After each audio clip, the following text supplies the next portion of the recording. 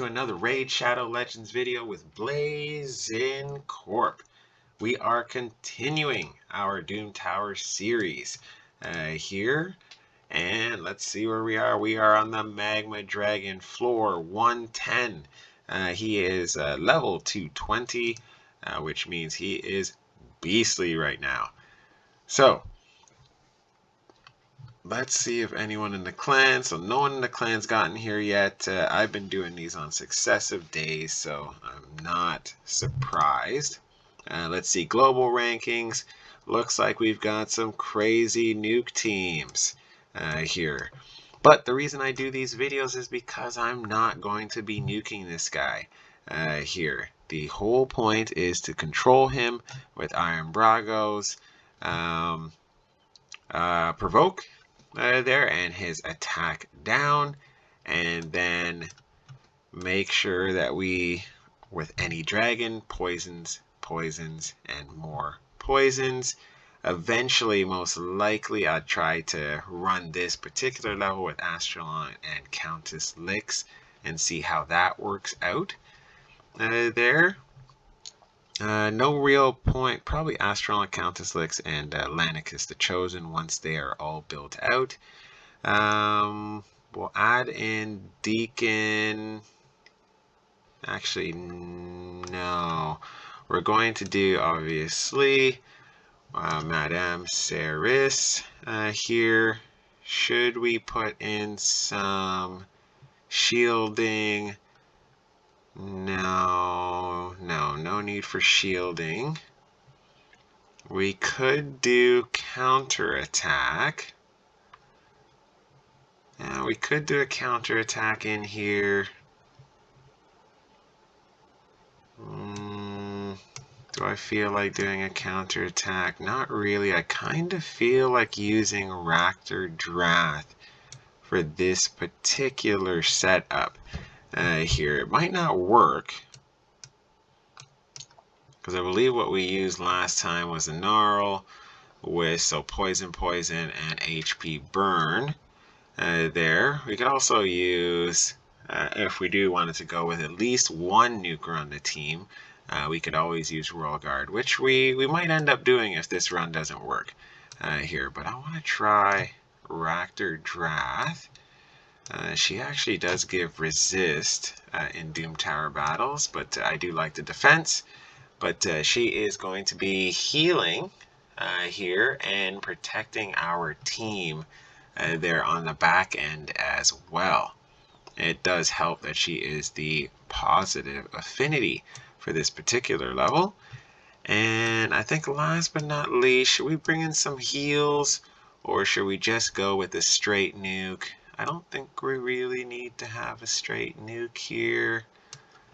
No, let's not do a straight nuke. Let's bring in some heals with some speed boosting. Let's see how this goes. Wish me luck. My fingers are crossed here. Now this should be a auto team, so I'm not really worried like with some of the other bosses that we need to be. Oh snap, he just hit for 90,000. That was insane.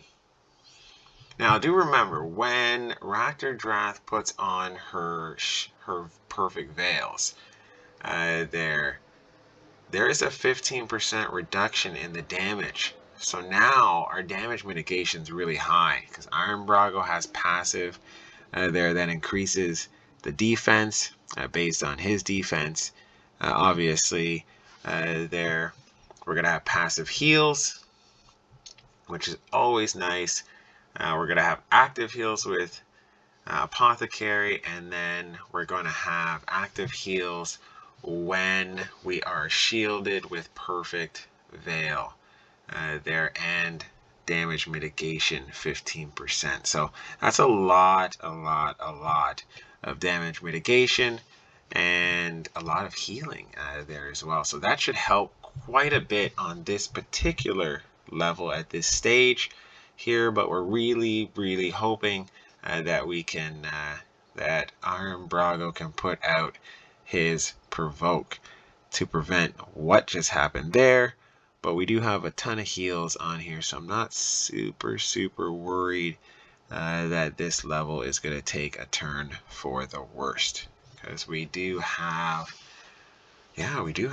pretty much 3 active healers here. So Bad L with his continuous heals, we got spot crit heals, and then we have what we're seeing right now, which is heals as under Veil plus damage mitigation here. So this should take a little bit of time here, but the good thing here is that we pretty much got a tank here in Iron Brago who's going to be able to kind of take the beating and keep on ticking here.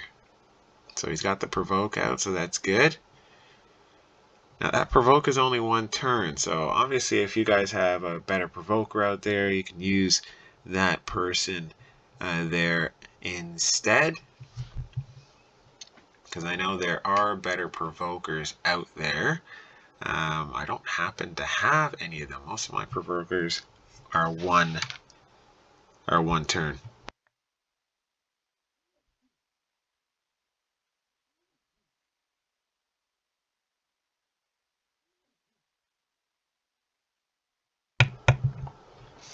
Yeah, so just we're going steady. We're still staying steady here. Nothing really to be afraid of in particular just yet. Obviously, we could have, instead of bringing in Apothecary, we could have brought in Nuke City Royal Guard there and really just put this guy on the ground quick. But I want to show you guys, with champions that you could possibly have. Iron Brago was a fusion, so everyone should have him there. You could always bring in Reliquary Tender instead of Bad L. She's quite easy to get if you're lucky enough to pull her, since she's a rare there. Madame Serris is the best of the bunch in the epic category there, so you might not have her. You could bring in Stagnite there. You could bring in Dr. Pierce. Actually, Dr. Pierce would be better for this particular level because of the ability that he is not negative affinity there. And he has the decrease accuracy there. So always nice to have a decreased accuracy. So, Hex isn't being put on. Also, HP burn is, more highly able to be resisted. Now, you can see here we're not really in any trouble at any time. It's just a slow burn. This is one of those things where you can put this on auto and just run it back over and over and over there if you wanted to.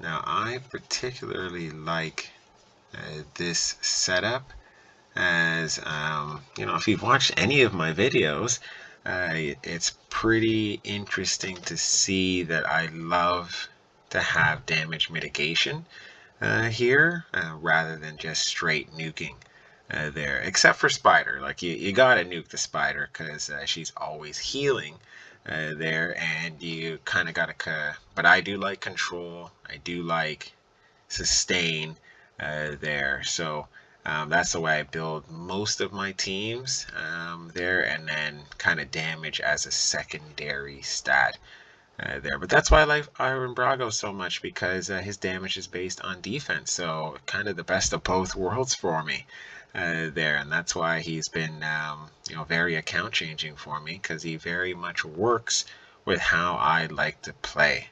And that's the beauty of Raid. You can kind of you can play how you like to interact there. It doesn't have to be it's not a one size fits all type game there. You can kind of do anything you want and build however you want. So if you like building a new team, go for it there. If you're going to build a team a little bit more smartly there, and not have to worry about those crazy stats there, because none of these guys are crazy statted out there. And you can see Raptor Drath is a level 50 You know, I definitely want to get her to level 60 once the champion training event for Yoshi the Drunkard starts. We'll see a bunch of 60s go up just so that we can get tons of points really quickly.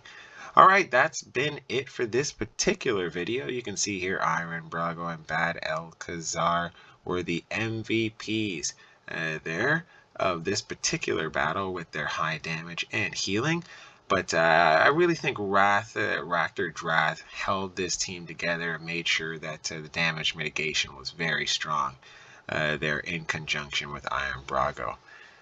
So, you know, a participation medal goes to Raptor Drath. I don't think she's happy about that. Look at her there. But, you know, thank you, Raptor Drath. Thank you for the rest of this. Thank you for watching. Do feel free, like, subscribe there, and comment below. Tell me what teams you guys are using out there. I'd love to know. And we'll talk again next time. Let's chat then.